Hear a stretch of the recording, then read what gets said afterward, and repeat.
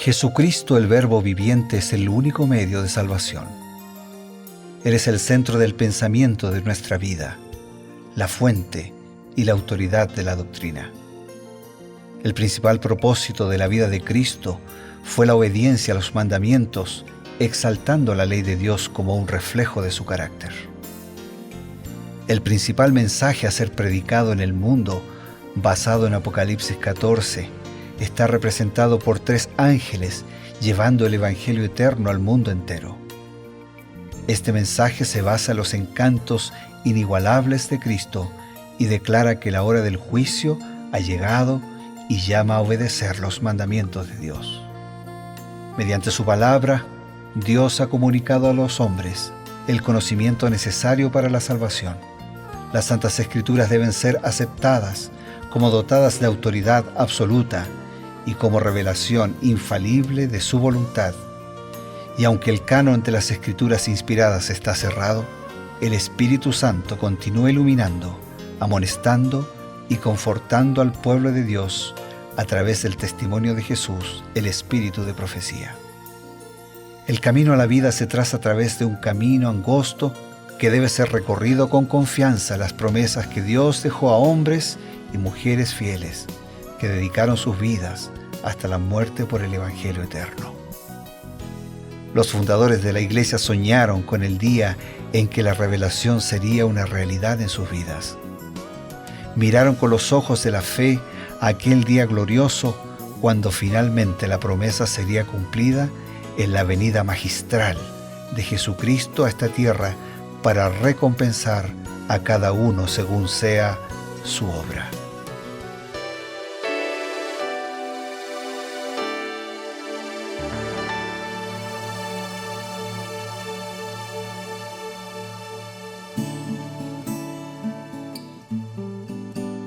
Queridos amigos de la Nuevo Tiempo, estamos en Reavivados por su palabra. Continuamos con este proyecto maravilloso de un recorrido a través de las Sagradas Escrituras, un capítulo por día.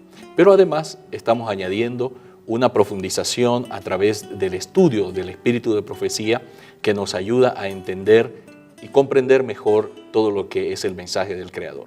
Estamos con alguien que ustedes ya conocen, el pastor Bruno Razo, que es el líder de la Iglesia Adventista en Sudamérica y, por supuesto, contamos con él para todo lo que tiene que ver con la explicación y la profundización de la palabra de Dios. Bienvenido, pastor. Muchas gracias, es un gusto, pastor Eber, estar contigo, también estar con todos nuestros amigos y hermanos para hacer esta ampliación del mensaje de la Biblia a través de los escritos de Elena de White, a través de lo que consideramos el espíritu de profecía.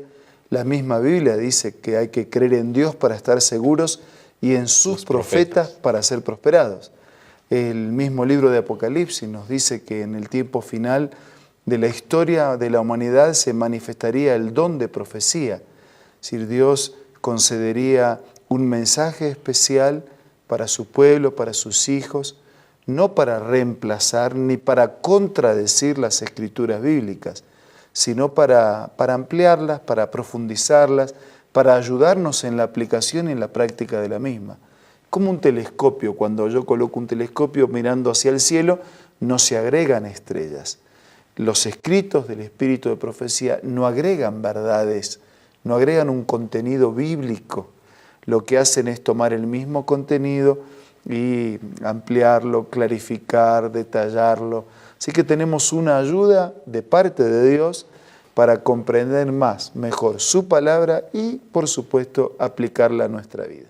Qué bueno, así que ahora tenemos un zoom telescópico para poder excavar a profundidad las verdades de la palabra de Dios. Así es. Qué bueno, estamos ahora en Éxodo capítulo 1 y allí es como una introducción a todo lo que tiene que ver con la formación del pueblo de Israel. Y empezamos justamente, ya José había dejado de ser el vicegobernante, ¿no? Era como faraón, pero en realidad Dios preservó a través de José este pueblo, ¿no? Pero había pasado. Y entonces dice la palabra de Dios que se levantó un nuevo rey en Egipto que no conocía a José. ¿Cómo explica la inspiración profética este hecho? ¿Podría explicarnos, por favor? En el libro Patriarcas y Profetas podemos leer lo siguiente. Pero con el correr del tiempo, el gran hombre a quien Egipto debía tanto y la generación bendecida por su obra descendieron al sepulcro, es decir, murieron. Y entonces levantóse entre tanto un nuevo rey sobre Egipto que no conocía a José, tal como está detallado en los primeros capítulos de Éxodo. No era que ignorase los servicios prestados por José a la nación, pero no quiso reconocerlos y hasta donde les fue posible trató de enterrarlos en el olvido. Qué interesante. Una manera de ser desagradecido con lo que habían, con las bendiciones recibidas, una manera también de marcar territorio, aquí mando yo, no necesito de nadie. Esa actitud siempre ha sido perjudicial a lo largo de todos los tiempos, porque todos nos necesitamos mutuamente unos de otros. Pero bueno, ese marcar territorio, esa soberbia, esa ingratitud, le llevó a olvidarse de quién era José, de lo que él había hecho también en favor de su pueblo. Esto parece una maniobra política, ¿no? Porque siempre había pensado que un hombre de la talla de José, que había hecho tanto beneficio por la nación egipcia, es como, a ver, si podríamos pensar en alguien prominente, digamos Abraham Lincoln, ¿no? Que es muy conocido, uno de los grandes presidentes de los Estados Unidos.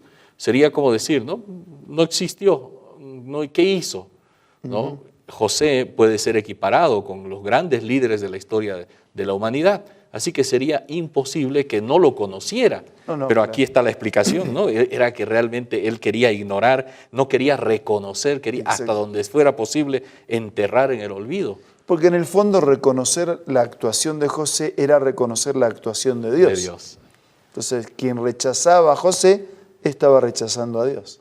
Exactamente. Y bueno, realmente en el capítulo vemos que este rey que no quiso reconocer a José, que no conocía, entre comillas, a José, empezó a sentirse celoso por el pueblo de Israel porque estaba creciendo y empezó a inventar ciertas estrategias y añadió estratagemas para evitar que ellos crecieran, ¿no? Ordenar a las parteras que mataran a los niños varones, pero las parteras tuvieron temor de Dios y no lo hicieron, y entonces el faraón enojado autorizó a todo ciudadano de Egipto que matase a cualquier niño varón que naciese del pueblo de Israel. Ahora, ¿quién estaba detrás de este plan y cuáles eran sus objetivos? Muy bien. La declaración del espíritu de profecía, lo que escribió Elena de White por inspiración de Dios, en Patriarcas y Profetas dice así: el rey y sus consejeros habían esperado someter a los israelitas mediante trabajos arduos y de esa manera disminuir su número y sofocar su espíritu independiente. Cuando no pudieron con los trabajos difíciles, arduos, entonces la declaración continúa, siguiendo el relato bíblico, ¿no? Aquí lo que está haciendo es comentar Éxodo capítulo 1. Al fracasar en el logro de esos propósitos, usaron medidas mucho más crueles. Ahí es donde se ordenó a las mujeres cuya profesión les daba la oportunidad de hacerlo, que dieran muerte a los niños varones hebreos en el momento de nacer, como una acción disimulada, ¿no? Varones hebreos al nacer que mueran. En el fondo, detrás del trabajo arduo, detrás de los impuestos pesados, detrás de mandar a matar a los niños, en el fondo había un solo instigador. Satanás, el diablo, fue el instigador de este plan. Sabía que entre los israelitas había de levantarse un libertador y al inducir al rey a destruir a los niños varones, esperaba derrotar el propósito divino. Qué impactante. Esta escena se repite varias veces, también se repitió cuando Jesús nació. O sea, el enemigo sabe que es un enemigo derrotado y entonces usa su estrategia para impedir, para dilatar. En algún momento quiso vencer a Cristo, cuando su derrota quedó consumada, entonces él trabaja con los hijos de Dios para desanimar, para destruir, para apartarlos del camino señalado. Ahora, esta estrategia del faraón, que en realidad queda muy aclarado que había alguien detrás, logró hacer algo en contra del pueblo de Dios? Es muy buena la pregunta, porque nadie puede contra Dios. Ahora, Dios a veces permite algunas situaciones que uno se pregunta y dice, ¿por qué podría haber sido mejor de otra manera? Y todo lo que Dios permite, lo permite con destino de eternidad. O sea, la soberanía de Dios está más allá, nada lo toma por sorpresa. Sin duda. O sea que su soberanía actúa más allá de la ilógica actuación del ser humano y más allá de la pecaminosa actuación. Entonces, Él a veces puede permitir que el pueblo incrédulo, dudoso, dé vueltas, pierda tiempo y llegue más tarde. Pero su propósito, utilizado y llevado a cabo con quienes permanecieron fieles de su parte, tarde o temprano se cumple. En realidad, ni tarde ni temprano, en el tiempo justo, en la voluntad de Dios. Qué bueno. Y este sería un mensaje importante para transmitir también a nuestros amigos que están con nosotros a través de la Nuevo Tiempo, ¿verdad? Sin duda. Sin duda, porque usted también debe tener preguntas y usted también debe enfrentar situaciones que no tienen explicación. Y usted también esperaría de que Dios intervenga. Y dice, ¿cómo después de haber hecho tanto bien, José y su pueblo fue olvidado? Si algunas dificultades usted está atravesando en la vida y Dios las está permitiendo con algún propósito. Propósito que nos acerque a Él, un propósito que nos permita tener prioridades diferentes en la vida, visualizar la vida desde otro contexto. Sea cual fuere lo que usted tenga que enfrentar, siga confiando plenamente en Dios. Ese sigue siendo el mejor camino. Hablando de este camino tan importante, nosotros realmente no podemos negar la dirección de Dios en la vida de las personas. Amén. Qué bendición. Y nosotros tenemos también un consejo que tiene que ver con ustedes. Así que aguárdennos, por favor. Porque de tal manera amó Dios al mundo que ha dado a su Hijo unigénito. Esa es una cita bíblica muy conocida por muchos de nosotros. Y quiero hacerles la lectura de un comentario acerca de esto. Cristo debía identificarse con los intereses y las necesidades de la humanidad. El que era uno con Dios se vinculó con los hijos de los hombres mediante lazos que jamás serán quebrantados. Jesús no se avergüenza de llamarnos hermanos.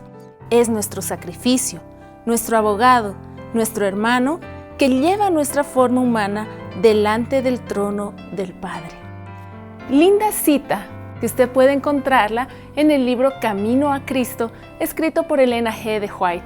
También puede hacerlo descargando el aplicativo Elena G. de White del App Store o del Play Store.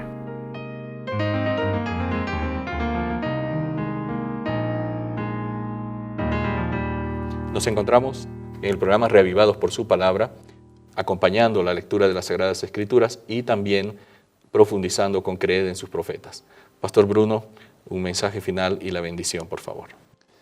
Yo podría decir así de manera muy resumida, con Dios todo, sin Él nada. Así de simple, con Dios todo es posible, sin Él nada es posible. Confíe y actúe. Ahora vamos a orar. Señor y Padre que estás en los cielos, al iniciar estas reflexiones en el libro de Éxodo y ver tu presencia y tu bendición en la historia pasada, queremos traer ese mismo Dios a nuestra vida para permitirte y para pedirte, para suplicarte que nos dirijas, que nos bendigas y que nos des un espíritu que marche en armonía con tu voluntad. Bendice a todos nuestros amigos y concédenos un día muy especial. Te lo pido y te lo agradezco en el nombre de Jesús. Amén. Amén, Señor. Esto ha sido Reavivados por su Palabra. Nos encontramos nuevamente aquí el día de mañana para continuar nuestra caminata a través de las Sagradas Escrituras.